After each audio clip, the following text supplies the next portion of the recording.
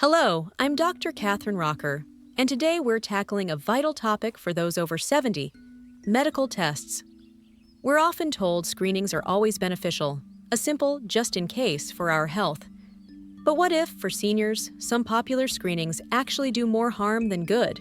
This isn't a video to scare you, it's to empower you with clear, practical guidance. We'll explore 5 common checkups that truly deserve careful thought once you reach your 70s and beyond. My promise is to give you actionable insights.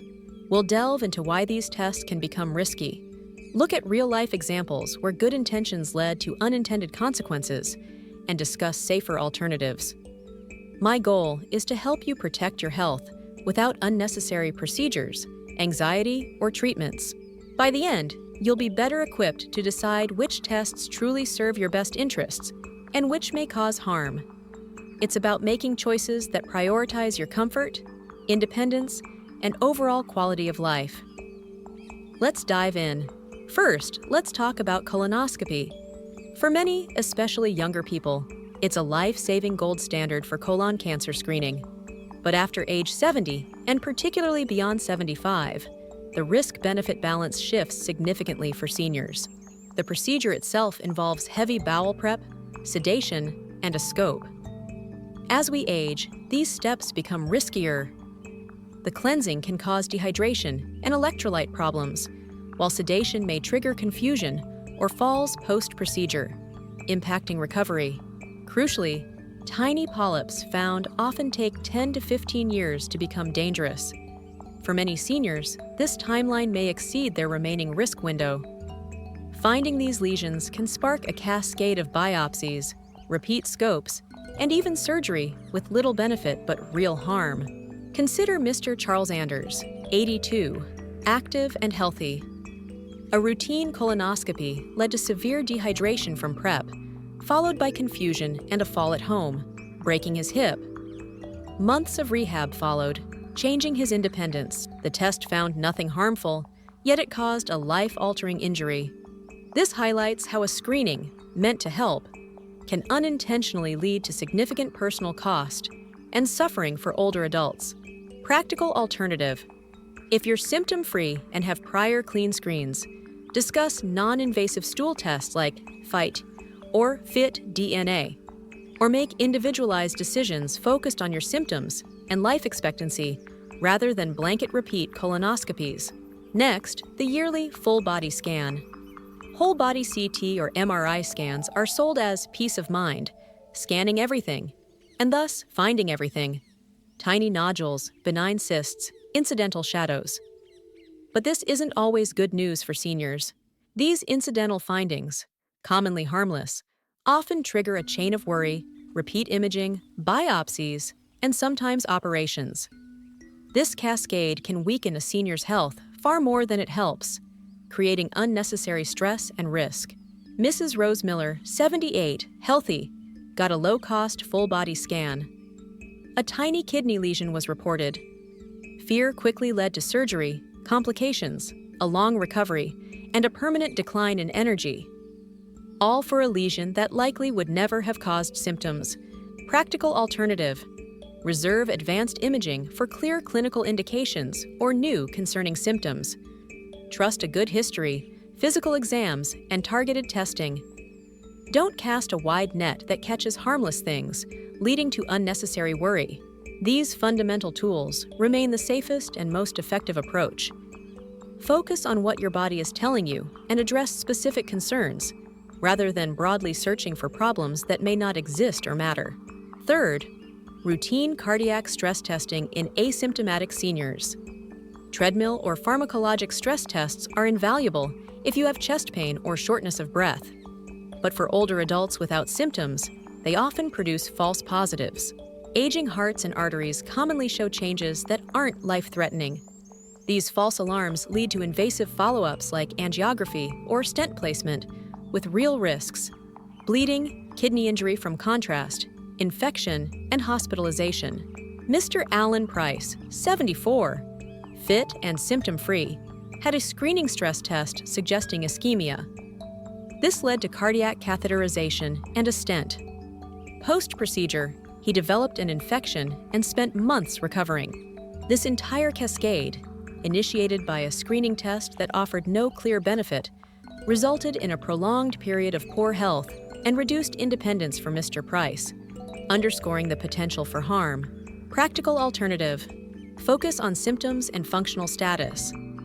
Promote heart health through walking, diet, social connection, and managing existing conditions. Reserve stress testing only for new or unexplained cardiac symptoms. Fourth, the overuse of screening that feeds over-treatment. Catching early disease is great, but only if it genuinely improves your outcome. For seniors, frequent repeat screens, especially if prior tests were normal, can create a cycle of more tests and interventions. The risks of these interventions often outweigh the benefits. The medical community now recognizes overdiagnosis, detecting disease that would never have harmed you, but whose treatment then causes harm. Mrs. Edith Walker, 79, had a routine screening that found a small, slow-growing lesion. This led to procedures, and she lost months of independence due to complications. The condition itself likely would never have affected her life. The treatment, not the disease, became the source of her suffering and loss of autonomy. This is a powerful reminder that more testing isn't always better, especially when you're older. Practical alternative: ask your clinician, will this test truly change what we do? If the answer is no or unlikely, you are often empowered to decline, protecting your energy, dignity, and quality of life. Finally, the treadmill to invasive cascade, where a seemingly safe test becomes dangerous. We've touched on stress tests, but the bigger point is the chain reaction they can trigger, leading to significant risks for seniors. One non-specific abnormality often spurs angiography, then anticoagulation or stent placement. These interventions, while necessary for some, carry major risks for seniors, including internal bleeding and other complications. The question after 70 becomes, does hunting for asymptomatic disease truly improve your longevity and your quality of life? More often than not, the answer for seniors is no. It's about being realistic. Mr. Harold Bennett, 76, was functioning well. A routine stress test led to angioplasty and blood thinners. Complications followed, including internal bleeding and lengthy rehab that permanently changed his independence. His pursuit of an asymptomatic finding led to a significant decline. Practical alternative: prioritize symptom-based care, shared decision-making, and realistic conversations about goals of care. Living well and independently. How to choose wisely after 70. Here's a simple checklist. First, ask, will this test change treatment? If not, you can often safely decline. It's about purposeful choices.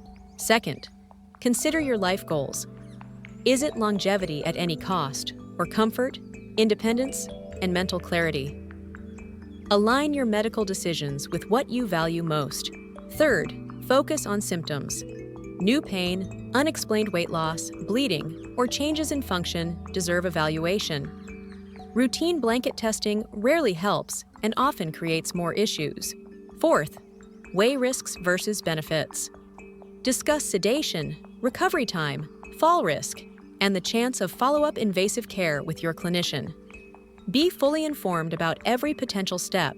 And finally, get a second opinion if a test result pushes toward high-risk intervention, especially if you feel unsure. It's your health, and you have every right to feel confident in your decisions. Age brings wisdom and a chance to be purposeful about health choices. Saying no to tests that won't improve your life isn't neglect. It's protecting your energy, independence, and joy. Medicine should match your priorities, not a one-size-fits-all checklist created for younger bodies. If this video changed how you think, tell us in the comments. What will you ask your doctor? If you're still watching, please leave a 4 below so we know you stayed with us. And please like, share, and subscribe to Happy Grandpa 69.